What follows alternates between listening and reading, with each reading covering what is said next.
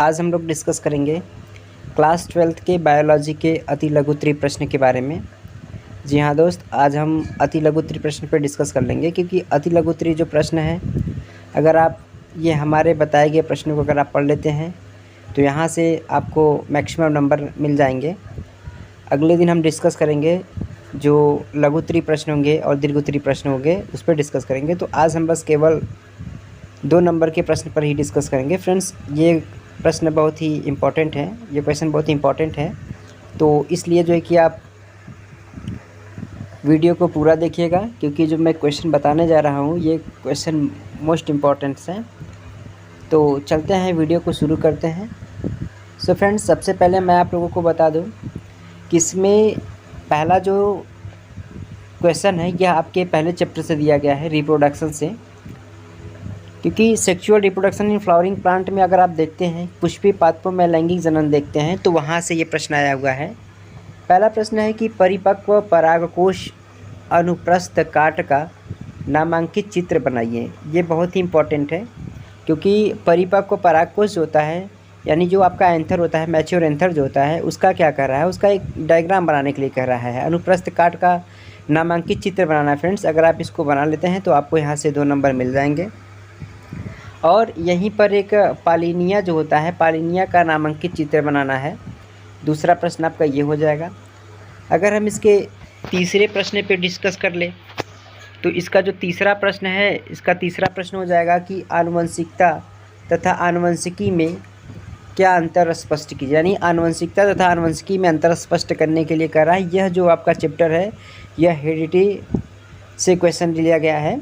आनुवंशिकता एवं जैव विकास आप पढ़े होंगे। आनुवंशिकता में मेंडल के नियम, मेंडल के 3 नियम आप जानते ही होंगे। तो ये यहाँ से पूछा जाए कि आनुवंशिकता और आनुवंशिकी में क्या अंतर है, ये आपका तीसरा प्रश्न है। चौथे प्रश्न पे अगर हम लोग डिस्कस कर ले तो चौथा प्रश्न हो जाएगा कि मेंडल ने अपने प्रयोग के लिए कितने लक्षणों का चुनाव किया, किन्हीं 4 लक्षणों के नाम लिखिए।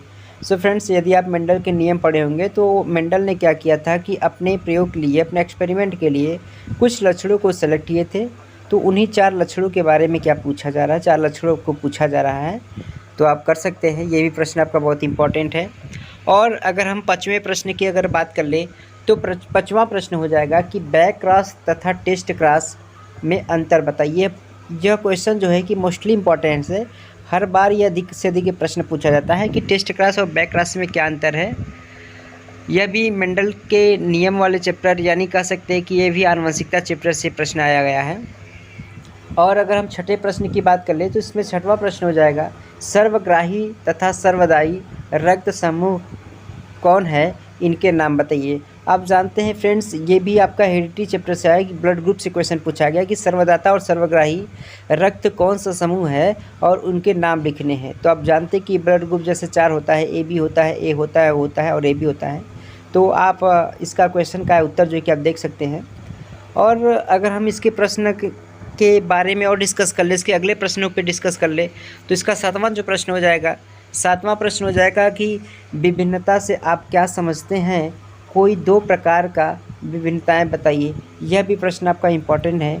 और इसके 8वें प्रश्न पे हम लोग डिस्कस कर ले तो ये 8वां प्रश्न है, आनुवंशिकी रोग क्या है, मनुष्य में इस रोग के 2 उदाहरण लिखिए। सो फ्रेंड्स, कहने का मतलब ये जो आनुवंशिकी रोग है ये आपका डीजी चैप्टर से आया हुआ है, रोग चैप्टर से आया हुआ है। क्योंकि आप रोग जानते हैं कि 3 प्रकार के होते हैं, संक्रामक और असंक्रामक, एक आनुवंशिकी रोग होता है। तो ये पूछ रहा है कि आनुवंशिकी रोग क्या है और मनुष्यों में होने वाले 2 आनुवंशिकी रोगों का क्या बताना है, उदाहरण बताना है। तो यह भी प्रश्नों का उत्तर आप देख सकते हैं। अगर हम इसके अगले प्रश्न की बात कर ले तो इसका जो अगला प्रश्न है वह है, लिंग संलग्न को परिभाषित कीजिए। जी, ये लिंग संलग्न क्या है, तो ये भी आप जब पढ़े होंगे आनुवंशिकता तो उसी चैप्टर में संलग्नता क्या है, संलग्नता कितने प्रकार के होते हैं, तो उसी में आता है लिंग संलग्न जो है। तो लिंग संलग्न क्या है, यह भी क्वेश्चन बहुत इंपॉर्टेंट है। अगर हम इसके 10वें प्रश्न की बात कर ले तो 10वें प्रश्न में हो जाएगा, हीमोफीलिया को ब्लीडर रोग क्यों कहा जाता है। यह भी प्रश्न मोस्टली इम्पॉर्टेंट है फ्रेंड्स, कि हीमोफीलिया को ब्लीडर रोग क्यों कहा जाता है।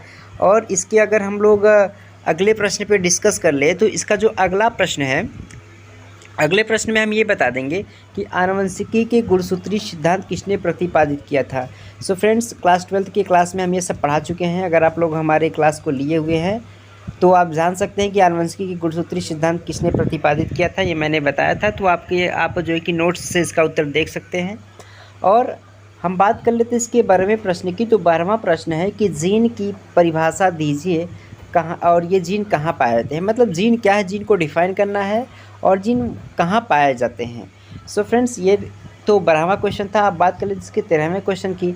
न्यूक्लियोटाइड्स और न्यूक्लियोसाइड्स में अंतर स्पष्ट कीजिए। यह भी प्रश्न मोस्टली इंपॉर्टेंट है फ्रेंड्स। न्यूक्लियोसाइड और न्यूक्लियोटाइड में भी अंतर आता है, बहुत तेज़ प्रश्न, तो इसको आप देख लीजिएगा। और इसके अगले प्रश्न की अगर हम लोग डिस्कस कर ले तो अगला प्रश्न हो जाएगा कि डीएनए तथा आरएनए का पूरा नाम लिखिए। सो फ्रेंड्स, डीएनए तथा आरएनए आप क्लास 10 से पढ़ते आ रहे हैं कि डीएनए का पूरा नाम क्या है, आरएनए का पूरा नाम, इतना तो आपको पता होना चाहिए कि डीएनए आरएनए का फुल फॉर्म क्या होता है। अब बात कर लेते हैं इसके अगले प्रश्न की। तो यहाँ पे है आर्कियोप्टेरिस, सॉरी ये मिस्टेक हो गया है लिखने पे, यहाँ पे होना चाहिए आर्कियोप्टेरिस। आर्कियोप्टेरिस किन वर्गों के संयोजक कड़ी है। सो फ्रेंड्स, अगर आप जैव विकास पढ़े होंगे, बायो इवोल्यूशन पढ़े होंगे, तो वहाँ पे आप डार्विनवाद, लैमार्कवाद और उत्परिवर्तनवाद पढ़े हैं। इसके साथ साथ आप लोग ये भी पढ़े होंगे कि जैव विकास के कौन कौन से प्रमाण है, कौन कौन से एविडेंस है। तो जैव विकास के प्रमाण के समय में आपको वहाँ पे बताया होगा कि कौन किसके किसके बीच की संयोजक कड़ी है। सो फ्रेंड्स, यहाँ यह क्वेश्चन का उत्तर आपको वहाँ से मिल जाएगा, आप वहाँ जा कर के देख सकते हैं। और हम इसके अगले प्रश्न पे डिस्कस कर ले, 16वें प्रश्न का डिस्कस कर ले। तो 16वां प्रश्न है, जीवन संघर्ष से आप क्या समझते हैं, यह सिद्धांत किस वैज्ञानिक ने प्रस्तावित किया था। सो फ्रेंड्स, जानते हैं कि लैमार्कवाद को लैमार्क ने सिद्धांत दिया था। और एक बात उसके दूसरी सिद्धांत की अगर हम लोग डिस्कस कर ले तो डार्विनवाद, या जो डार्विनवाद है, डार्विनवाद ने ही जीवन संघर्ष के सिद्धांत दिए थे। तो आप जीवन संघर्ष के प्रश्नों का उत्तर आप उस चैप्टर से आप देख सकते हैं। अब बात कर लेते हैं इसके अगले प्रश्न की। तो अगला इसका प्रश्न हो जाएगा, इसका अगला प्रश्न हो जाएगा कि मनुष्य में विषाणु जनित कुछ प्रमुख रोगों के नाम लिखे। आप जानते हैं हेल्थ एंड डिजीज़ पढ़े होंगे, स्वास्थ्य एवं रोग पढ़े होंगे, तो वहाँ पे बहुत सारे रोगों के बारे में डिस्कस कराया गया होगा कि वायरस से होने वाले कितने रोग होते हैं, मतलब विषाणु से होने वाले कौन कौन से रोग होते हैं, जीवाणु से होने वाले कौन कौन से रोग होते हैं, फंगस से होने वाले कौन कौन से रोग होते हैं। तो अब नॉर्मली वहाँ जा कर के अपने नोट्स के माध्यम से या फिर किताबों के माध्यम से या तो फिर हमारी चैनल्स के माध्यम से आप इसका उत्तर देख सकते हैं। सो फ्रेंड्स, अब इसके अगले प्रश्न पे हम लोग डिस्कस कर लें।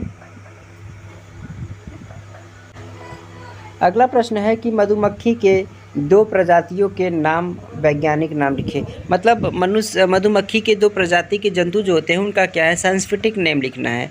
तो ये आपके कीट वाले चैप्टर से क्वेश्चन आया है। तो यहाँ पे देखिए ये भी क्वेश्चन बहुत इंपॉर्टेंट है। 19वां जो प्रश्न है कि बायोगैस के घटक गैसों के नाम बताइए तथा इससे मनुष्य को होने वाले 2 लाभ बताइए। बायोगैस भी पूछा गया। इसके बाद अगर बात कर ले तो ये पारजीनी जंतु से आप क्या समझते हैं, यह भी क्वेश्चन बहुत इंपॉर्टेंट है। सो फ्रेंड्स, ये था अति लघु त्रिप्रश्न। यदि आपको इन अति लघु त्रिप्रश्नों को अगर आप इसके उत्तर को तैयार कर लेते हैं तो आपका मैक्सिमम नंबर यहीं से मिल जाएंगे। क्योंकि फ्रेंड्स, ये जो क्वेश्चन है ये रिपीटेड क्वेश्चन है, बहुत बार एग्जाम में पूछा गया है, इसलिए आप इन क्वेश्चन के आंसर को तैयार कर लीजिए। अगले दिन हम लेकर आएंगे लघु त्रिप्रश्न और विस्तृत प्रश्न लेकर आएंगे। तो इस प्रकार से बायोलॉजी की क्लास 12 की बायोलॉजी का जो सिलेबस है वो आपका कुछ ही क्वेश्चनों में जो कि कवर हो जाएगा। आप बायोलॉजी में अच्छे तरह से पढ़ करके अच्छा मार्क्स लेकर आ सकते हैं। सो फ्रेंड्स, यदि वीडियो आपको अच्छा लगा है तो प्लीज़ हमारे चैनल को सब्सक्राइब कर लीजिए और बेल आइकन को दबा लीजिए। Thank you.